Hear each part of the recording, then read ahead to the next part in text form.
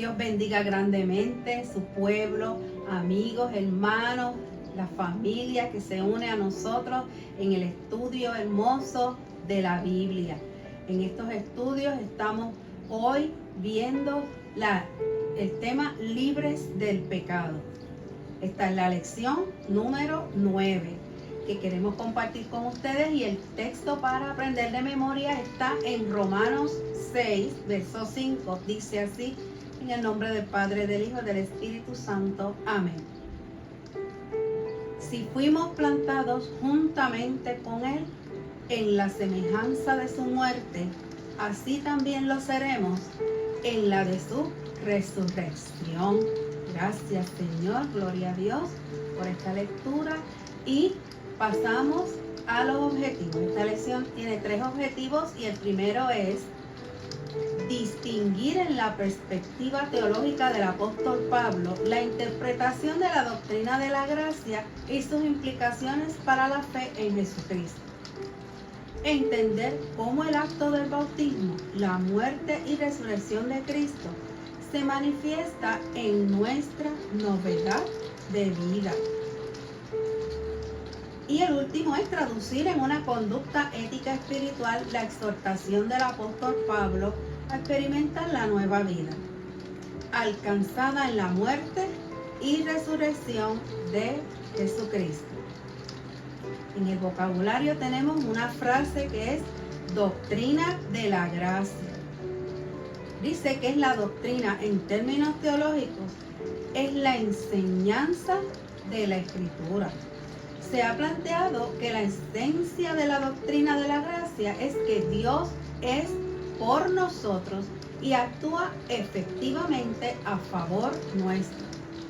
Esa gracia está plenamente comprendida en Cristo Jesús, por virtud de que la gracia es una decisión libre de Dios en cuanto a nosotros en Cristo.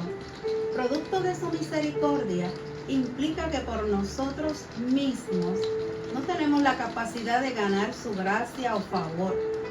Esa es la perspectiva que el apóstol Pablo le imprime en su argumentación en Romanos 6, que es la lectura que vamos a trabajar en esta ocasión. El segundo término es pecado. Obviando la extensa argumentación existente sobre este aspecto, podemos resumir varias ideas al respecto. A lo largo de todo el Antiguo Testamento existe la conciencia de que el pecado tiene sus raíces en las partes más profundas del corazón del ser humano. En el Nuevo Testamento, la actitud de Jesús frente al pecado toma una nueva perspectiva cuando destaca que no vino a llamar a los justos, sino a pecadores al arrepentimiento. En la teología del apóstol Pablo, el pecado no solo consiste en acciones, es más bien una condición común a todos los seres humanos que están por naturaleza muertos en pecados y transgresiones.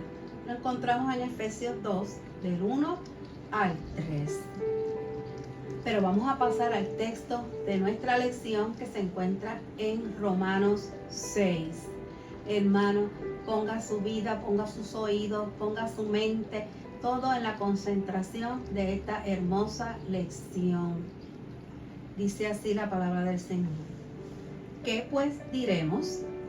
¿Perseveraremos en el pecado para que la gracia abunde? De ninguna manera, porque los que hemos muerto al pecado, ¿cómo viviremos aún en él? ¿O no sabéis que todos los que hemos sido bautizados en Cristo Jesús, hemos sido bautizados en su muerte? Porque somos sepultados juntamente con él para muerte por el bautismo, a fin de que, como Cristo resucitó de los muertos por la gloria del Padre, así también nosotros andemos en vida nueva. Si fuimos plantados juntamente con Él en la semejanza de su muerte, así también lo seremos en la de su resurrección. Sabiendo esto, que nuestro viejo hombre fue crucificado juntamente con Él para que el cuerpo del pecado sea destruido, a fin de que no sirvamos más al pecado. porque el que ha muerto ha sido justificado del pecado. Y si morimos con Cristo, creemos que también viviremos con Él. Y si sabemos que Cristo, habiendo resucitado de los muertos, ya no muere, la muerte no se enseñoreará más de Él. En cuanto murió, al pecado murió una vez por todas, mas en cuanto vive, para Dios vive. Así también vosotros consideraos muertos al pecado, pero vivos para Dios en Cristo Jesús nuestro Señor. No reine, pues, el pecado en vuestro cuerpo mortal, de modo que lo que obedezcáis en sus apetitos, ni tampoco presentéis vuestros cuerpos vuestros miembros al pecado como instrumentos de iniquidad, sino presentaos vosotros mismos a Dios como vivos de entre los muertos, y vuestros miembros a Dios como instrumentos de justicia. El pecado no se enseñoreará de vosotros, pues no estáis bajo la ley, sino bajo la gracia. Hasta aquí esta hermosa lectura bíblica que va a ser estudiada por el hermano Richard López. En estos momentos seguimos con la palabra en el corazón. Hermanos, que la gracia y la paz de nuestro Señor Jesucristo sobreabunde en sus corazones y en todos aquellos que hoy sienten ese deseo ardiente por estudiar la palabra de Dios, con la palabra en el corazón. Y hemos dicho que la gracia de Dios esté con vosotros. Y es que precisamente el tema que nos ocupa en el día de hoy es la gracia de Dios. Es un tema que en términos teológicos ha sido discutido y sobre el cual hay vertientes, opiniones, interpretaciones distintas entre denominaciones. Pero nosotros vamos a ir a lo que la palabra de Dios nos enseña a través del pasaje de Romanos capítulo 6, que es el que nos ocupa para esta lección en este día. Cuando un pecador es salvado, ¿quién escoge a quién? ¿Es Dios quien elige al pecador o es el pecador el que elige a Dios? Cristo murió por todos los pecados de toda la humanidad, o murió solamente por los de las personas que Él salva. Preguntas interesantes, controversiales, porque son la base de doctrinas que se van de un extremo a otro cuando tratamos de discutir cómo el ser humano llega a la salvación. Y hay doctrinas que establecen que el ser humano no puede responder a Dios, y es Dios quien realmente, cuando toca su corazón, cuando activa la fe que ya estaba puesta en su corazón, lo que en ese momento, en ese preciso instante de su historia vivida, ahí es que entonces viene la salvación a su vida. Hay otros que por el contrario dicen que el ser humano tiene total libertad y él puede sentir ese llamado de Dios y no aceptarlo y simplemente rechazar a Dios. Y tenemos posturas contrarias totalmente distantes una de la otra, que han dividido a la iglesia y que todavía al día de hoy divide la mente, dividen las iglesias, dividen a las personas, y en algo tan sencillo, en mi opinión, que es la obra de Dios en la cruz del Calvario, dio acceso a todos aquellos que en arrepentimiento se acercan a Dios. Y eso es una realidad. O sea, la gracia es una iniciativa que viene de Dios. Así que desde el punto de vista bíblico, todos los cristianos somos salvos por gracia, por medio de la fe, dice el apóstol Pablo, no por las obras, para que nadie se gloríe, dice el apóstol, sino que somos salvos por la fe que en Cristo Jesús eso hemos adquirido, que Dios nos ha dado. Ya no estamos sujetos a la ley, sino a la gracia de Dios, a ese regalo que Dios nos ha dado, a través del cual nosotros hemos encontrado una vida que es eterna y que hemos sido transformados a través de esa experiencia de vida en Cristo Jesús. Bendito sea su nombre. Así que porque por gracias somos salvos por medio de la fe, esto no de vosotros, dice el apóstol Pablo, pues es un don de Dios, no por obras, para que nadie se gloríe, nos dice el apóstol en Efesios capítulo 2, versos 8 y 9. Así que ya no estamos bajo la ley, sino bajo la gracia, dice el apóstol en Romanos capítulo 6, el verso 14, que es parte de lo que en este día estamos discutiendo para que nuestras vidas sean edificadas a través de esta clase. Hemos dicho que la gracia es una iniciativa de Dios, y cuando hablamos de la gracia estamos queriendo decir que Dios, siempre Dios, es el que toma la iniciativa en el proceso de salvación, que es un regalo de Él, algo que viene del corazón de Dios porque nos ama.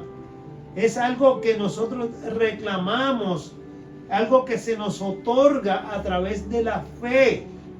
De igual manera, es también un desafío, y es un desafío para nosotros, diríamos, entender correctamente esa perspectiva del apóstol Pablo de que hemos muerto al pecado y que en virtud de esa muerte al pecado y en virtud de la muerte y resurrección de Cristo, nosotros ahora también tenemos una nueva vida.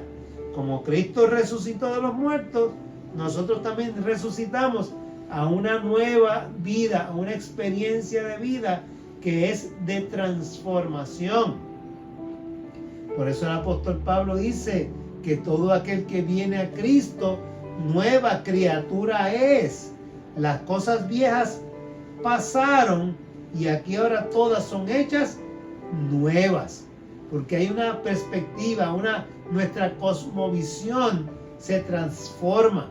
Ya nosotros no pensamos como pensábamos antes, ya no vemos las cosas como las veíamos antes, sino que las vemos ahora desde la óptica de Dios, desde la perspectiva de Dios, por la enseñanza que hemos recibido a través del ejemplo que Cristo Jesús nos da a cada uno de nosotros.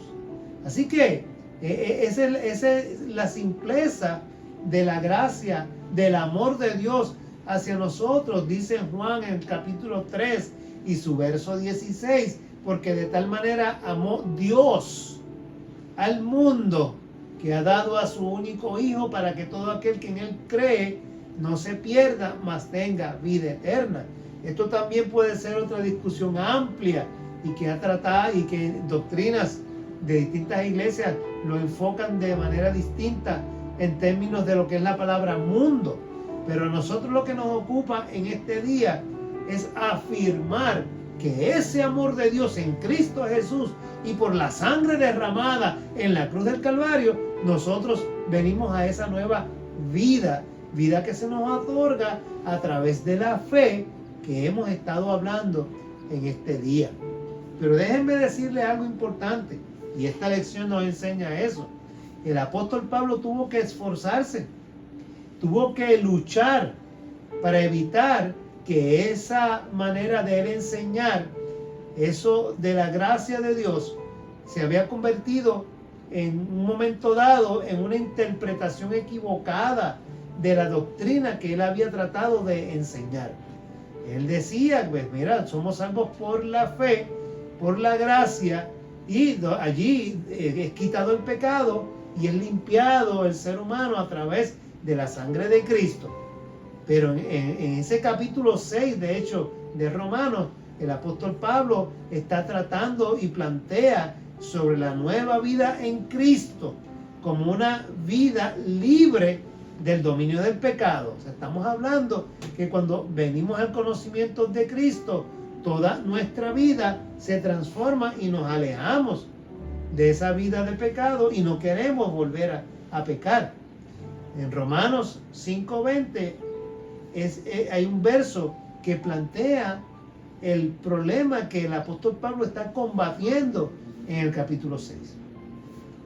En el verso 20 del capítulo 5, si lo leemos, dice: cuando el pecado abundó, sobreabundó la gracia. Fíjense ustedes, cuando el pecado abundó, sobreabundó la gracia.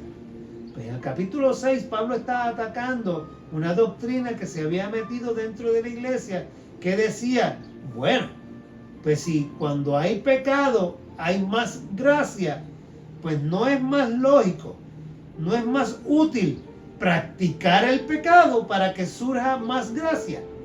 Y aquellos entonces justificaban su vida pecaminosa diciendo, no, si es que mientras más mal practiquemos, mientras más pecado practiquemos, más gracia va a haber, más bien Dios nos va a dar. Por lo tanto, pequemos mucho para que Dios nos haga mucho bien. Fíjense ustedes la manera increíble en que nosotros los seres humanos tomamos unas cosas y las cambiamos a nuestra manera de pensar para justificar nuestras propias conductas. Si Dios realizó la salvación del ser humano a través de Jesucristo como una gracia absoluta, incapaz de ser alcanzada por nosotros a través de las obras, decían esta gente que tenían su mente distorsionada, pues miren, lo que tenemos que hacer es esforzarnos mucho más. Pero el apóstol Pablo no decía esforzarse pecando. Él lo que planteaba era que el esfuerzo debe ser en alejarnos del pecado. Así que desde ese planteamiento, que podía tener serias consecuencias para los creyentes y para la iglesia, el apóstol Pablo comenzó a componer, a articular, a construir una respuesta cuyo contenido era importantísimo, era crucial para el entendimiento de la salvación por la fe en Jesucristo. O sea, el apóstol Pablo está desarrollando toda una enseñanza basada en la correcta visión de lo que Cristo hizo en la cruz del Calvario por cada uno de nosotros. Pero fíjense ustedes, no es solamente Pablo en el capítulo 6 de la epístola a los Romanos que está combatiendo esto. Ya en Judas, en la epístola de Judas, nosotros vemos precisamente esta problemática que el apóstol Pablo estaba señalando. Cuando nosotros vamos a la epístola de Judas, que es una epístola que no tiene solamente un capítulo, en el verso 4 de la epístola de Judas dice: porque ciertos hombres se han introducido subrepticiamente. Esta palabra es una palabra de domingo, pero lo que quiere decir es que se metieron secretamente, a escondidas, dentro de la iglesia, y esa gente ya están señalados para el juicio desde mucho antes, porque son criaturas impías que tergiversan la gracia de Dios. Estoy leyendo Judas en el verso 4. Tergiversan la gracia de Dios, convirtiéndola en una justificación para la más flagrante inmoralidad, y que niegan a nuestro único y soberano y Señor Jesucristo. En este tiempo se habían metido a la iglesia personas con doctrinas extrañas. Se le conocía como los antinomianos. O sea, para ellos no había ley, ni les aplicaba la ley de Moisés, ni se le aplicaba ninguna otra ley existente, porque ellos entendían que basado en la tergiversación de lo que Pablo había dicho, si al sobreabundar el pecado, sobreabunda la gracia, pues vamos a pecar y a pecar y a pecar. Y se entregaron a todo tipo de depravación dentro de la iglesia, hermanos. O sea, fíjense la importancia de estar pendiente a lo que enseñamos y a las cosas que suceden dentro de la iglesia. Y aquí encontramos el peligro que también Judas hizo, que dejara a un lado el trabajo que estaba haciendo para sentarse a escribir esta carta. A lo mejor él tenía muchas cosas que hacer, pero cuando se dio cuenta de lo que estaba pasando, cuando vio el peligro que venía sobre la iglesia, se sentó a escribir, a advertir a la iglesia sobre lo que estaba sucediendo. O sea, ciertos hombres se habían metido en la iglesia de manera oculta, de manera escondida, de manera sutil, a enseñar estas cosas.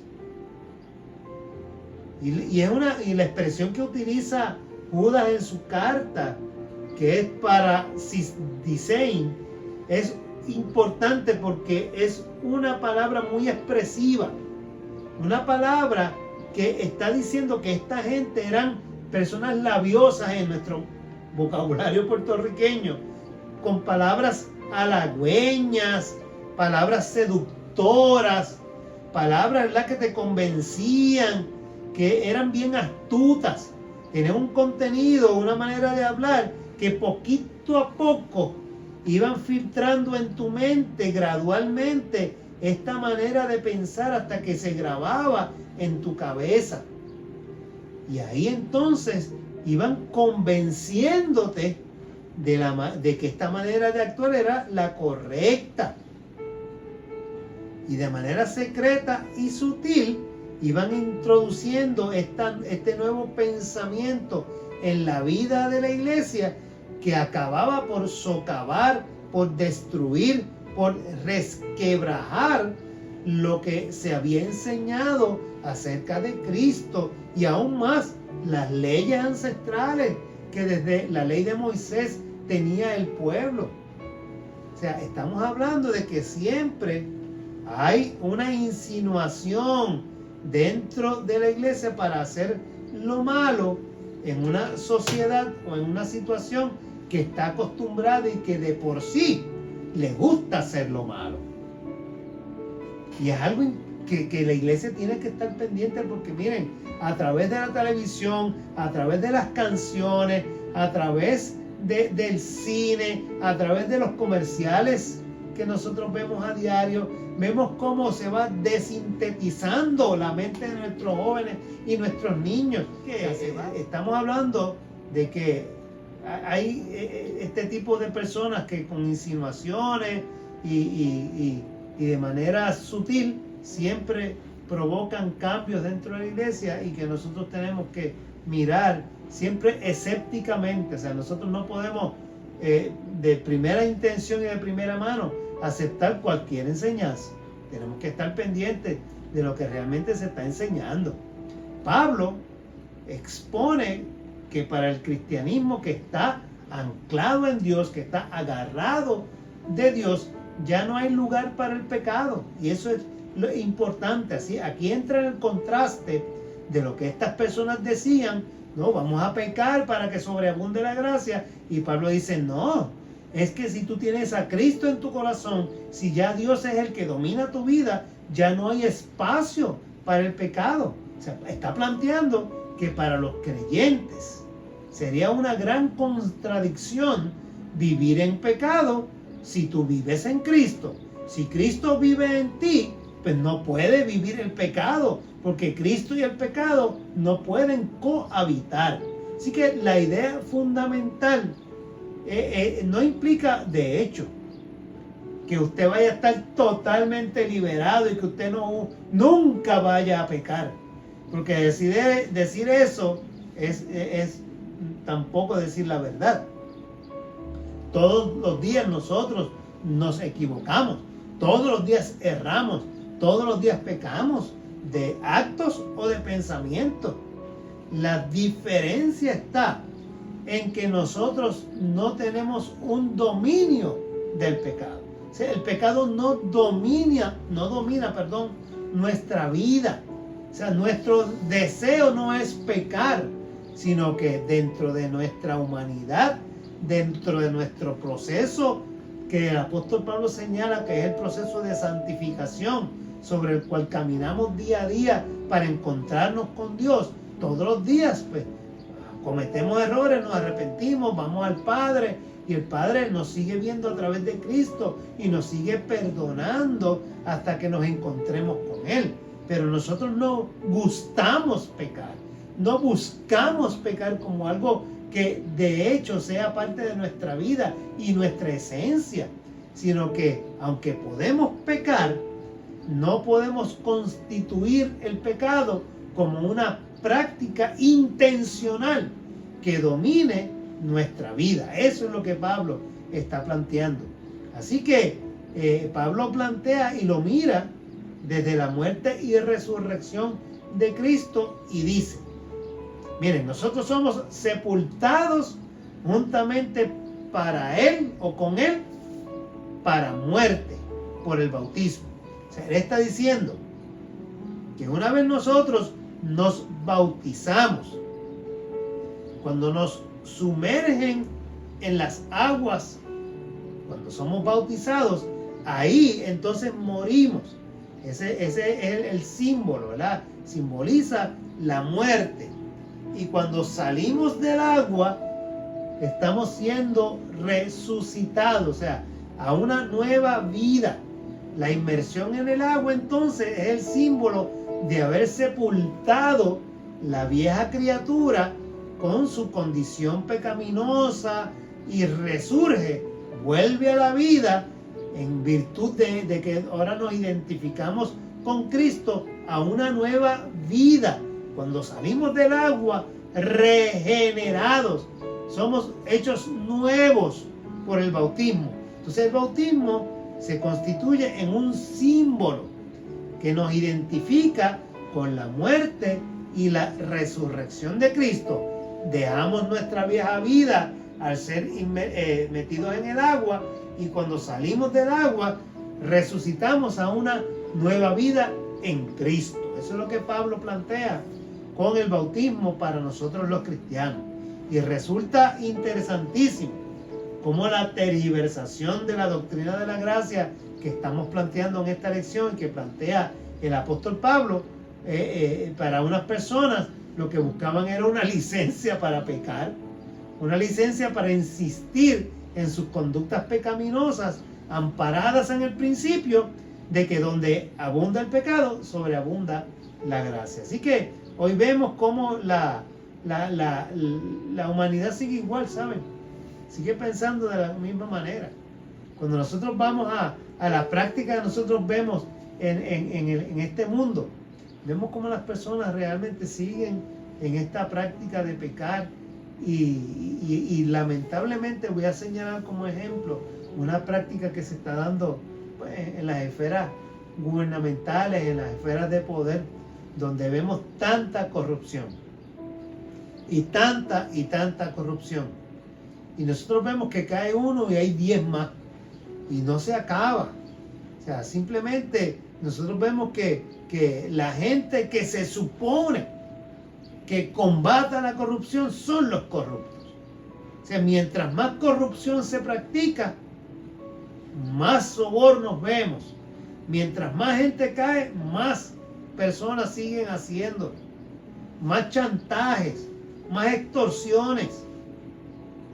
En ese sentido, esta gente piensan, bueno, mientras más corruptos haya, mientras más practiquemos los sobornos, mientras más extorsión haya, pues más gente está involucrada y más difícil es que nos cojan, porque va a haber tanta gente implicada dentro de la misma conducta que nadie se va a atrever a señalarme lo que yo estoy haciendo, y por lo tanto tengo licencia para seguir haciendo las cosas mal, porque todos los demás también las están haciendo mal, y por lo tanto estoy libre de acusaciones, libre de que me enjuicien, libre de que me encarcelen, porque son tantos y involucrados conmigo que nunca yo voy a caer.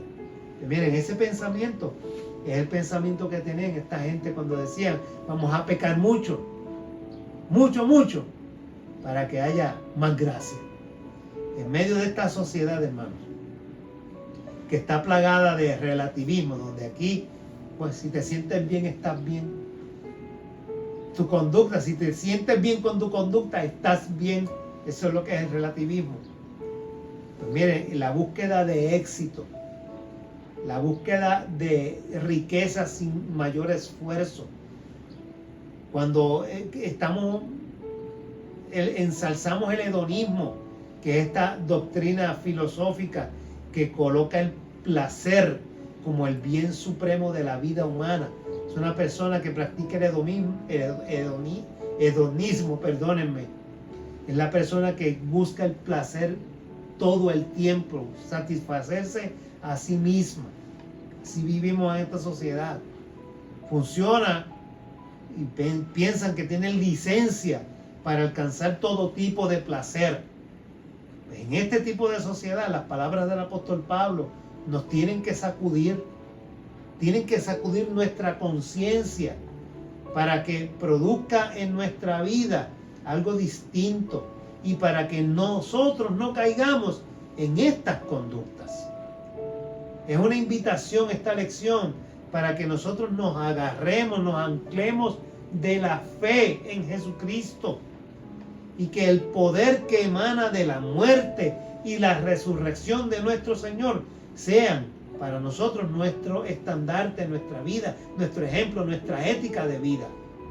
Que estas palabras del apóstol Pablo que sean para nosotros un ideal que nos convierta a nosotros en instrumentos de justicia para la gloria y la honra de Dios. Una lección que tiene mucho más para seguir desarrollando y seguir ampliando. Pero vamos a, como dice el leccionario, vamos a dejarla hasta aquí, para que usted siga escudriñándola, siga buscando la enseñanza que a través de esta lección el apóstol Pablo y nosotros hemos querido llevarle a ustedes, inquietarles para que el Señor transforme nuestras vidas en unas vidas de conducta santa para su gloria. El resumen de esta lección nos dice: en la práctica de la fe cristiana de diversos creyentes subsiste la idea de que la gracia alcanzada en la muerte de Jesucristo por nuestros pecados es una cobija grande que nos excusa de nuestro esfuerzo diario de vivir los valores ético-espirituales inherentes a la fe en Él. Por la conciencia misma que tenemos de que la experiencia diaria nos muestra que no estamos totalmente libres de conductas pecaminosas, tenemos que asumir, por un lado, la gracia liberadora en Jesucristo y por el otro lado, el imperativo de manifestar con nuestro testimonio cotidiano el gobierno de esa gracia que tiene sobre esa gracia tiene sobre todos nuestros impulsos. Los creyentes contemporáneos tenemos el desafío de comprender, internalizar y actualizar el significado que el bautismo, la muerte y la resurrección de nuestro Señor Jesucristo ocupa en nuestra experiencia de fe. De la misma manera que el Espíritu Santo opera en nuestras vidas, dándonos testimonio de Jesucristo, así también la conciencia de haber participado a través del bautismo de su muerte y resurrección es importante para atender los anclajes de nuestra fe. Del contenido del texto bíblico surge una invitación para que, anclados en la fe, en Jesucristo y en el poder que emana de su muerte y resurrección, seamos, en palabras del apóstol, instrumentos de justicia. Que así sea en cada una de nuestras vidas. Nos despedimos en oración. Señor y Dios de la vida, ilumina nuestro entendimiento espiritual para poder discernir a cabalidad el lugar y la función de la gracia de Jesucristo en nuestro peregrinaje de fe. Permite que nuestra identificación con Él en su muerte y resurrección produzca siempre una respuesta de compromiso para honrar en nuestras acciones cotidianas el valor de esa gracia recibida. Capacítanos para, potenciados por esa gracia, ser instrumentos de la justicia de Dios. En Jesucristo oramos. Amén, amén y amén. Que el Señor te bendiga y te guarde, hoy, mañana y siempre.